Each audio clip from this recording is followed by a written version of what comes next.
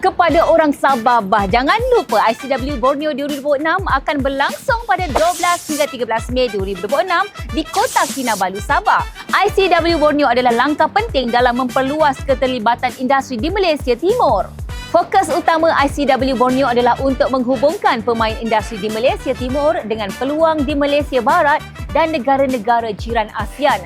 Dengan pendigitalan dan juga pembangunan mampan sebagai tema, ICW Borneo memberi peluang untuk berkolaborasi, perkongsian, pengetahuan dan membina jaringan industri yang lebih luas.